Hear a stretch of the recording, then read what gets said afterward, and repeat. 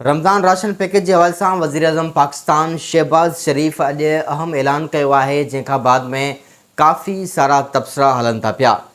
वज़ीर आज़म शहबाज शरीफ़ जो ऐलान करे छॾियो आहे त रक़म केतिरी ॾियणी आहे, उन सां गॾोगॾु IT वारनि खे हिकिड़ो ख़ासि जेको आहे त बाउंड कयो वियो आहे त जेको नओं हिकिड़ो कोड आहे उहो जारी कयो वियो आहे 9999 4 चकर 99 99 तां हाणे तव्हांखे राशन के हवाले से मैसेज ईंदो ऐं उन सां गॾोगॾु वज़ीर आज़म शहबाज शरीफ़ जो इहो पिणु चवणु हुयो त जेको रमज़ान राशन पैकेज जे लाइ तव्हां 99 99 ते पंहिंजो CNC नंबर मोकिले सघो था ऐं वैलिडेशन के हवाले सां त केरु वैलिड आहे केरु वैलिड न आहे, कहिड़ो जेको माण्हू शख़्स आहे अहल आहे कहिड़ो नाअहल आहे, तो उन जे हवाले सां जेको आहे तव्हांखे मैसेज जीअं तव्हांखे बेनज़ीर इनकम सपोर्ट जो मैसेज 8171 खां ईंदो हुयो ऐं हर तव्हांखे इंफॉर्मेशन 8171 खां मिलंदी, त हाणे नओं कोड जारी कयो वियो आहे 99 99 99 99 मां हाणे तव्हांखे राशन जे हवाले सां मैसेज अचणु शुरू थी वेंदा।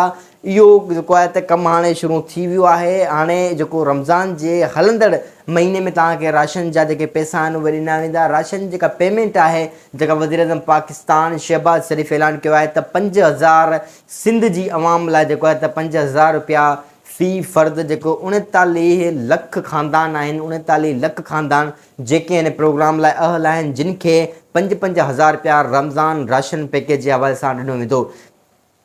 तव्हांखे इहो ॿुधायां त ही उहे औरतूं बि हिन में शामिल हूंदियूं जेके बेनज़ीर इनकम सपोर्ट जा पैसा वठंदड़ आहिनि, उहे माण्हू बि शामिल आहिनि जेके पैसा न आहिनि वठंदड़। 40 स्कोर ताईं ॿुधायो वियो पवनि त ही माण्हू हिन लाइ अहल आहिनि ऐं उहे माण्हू जेके बेनज़ीर इनकम सपोर्ट में सर्वे कराइनि था पिया, उन्हनि में लिस्टुनि में आहिनि, त उन्हनि ई माण्हुनि खे ही पैसा मिलंदा। अॻ में तव्हांखे ख़बर आहे त बेनज़ीर इनकम सपोर्ट जा जेके पैसा न वठंदड़ हुया त उन्हनि खे बि रमज़ान राशन जा 5000 रुपया उन्हनि जे अकाउंट में अची विया हुया, जेके वठंदड़ हुया उन्हनि खे बि अची विया हुया। त हाणे बि ईअं ई थींदो, परेशान थियण जी का बि ॻाल्हि न आहे। हाणे तव्हांखे 99 99 खां मैसेज अचणु ड्यूरिंग दी रमज़ान तव्हांखे शुरू थी वेंदो। मैसेज अचणु तव्हांखे 5000 तव्हांजे अकाउंट में अची वेंदा ऐं तव्हां उहो पंहिंजो CNC नंबर ते तव्हां पंहिंजी पेमेंट कढाईंदव। को बि फिंगर वारो सिस्टम हिन में न हूंदो, तव्हांजे CNC नंबर तव्हांजी जेका रक़म आहे उहा तव्हांजी निकिरी वेंदी। बाक़ी पंजाब हुकूमत जेको आहे त 10,000 रुपया फ़ी ख़ानदान खे ॾियण जो ऐलान कयो आहे।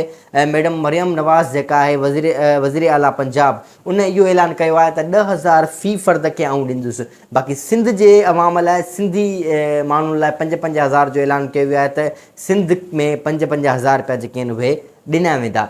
त तव्हांखे का बि रजिस्ट्रेशन कराइण जी ज़रूरत न आहे, तव्हांखे काॾे बि जेको आहे त वञण जी ज़रूरत न आहे। तव्हांखे 99 99 ते मैसेज करिणो आहे, पर फ़िलहाल बीहणो आहे तव्हांखे हफ़्तो खनि। इन ते अञा कमु हले थो पियो। 99 99 ते तव्हांखे मैसेज काफ़ी माण्हू अची वेंदा, जिन ॾे न ईंदा वैलिडेशन चेक करण लाइ तव्हां 99 99 ते पंहिंजो CNC नंबर मोकिलींदो त तव्हांजी ख़बर पइजी वेंदी तव्हां अहल आहियो या नाअहल आहियो। उमेदु आहे त तव्हांखे वीडियो पसंदि आई हूंदी। नई वीडियो मुलाक़ात कंदसि, पंहिंजो ख़्यालु रखंदा। अल्लाह हाफ़िज़।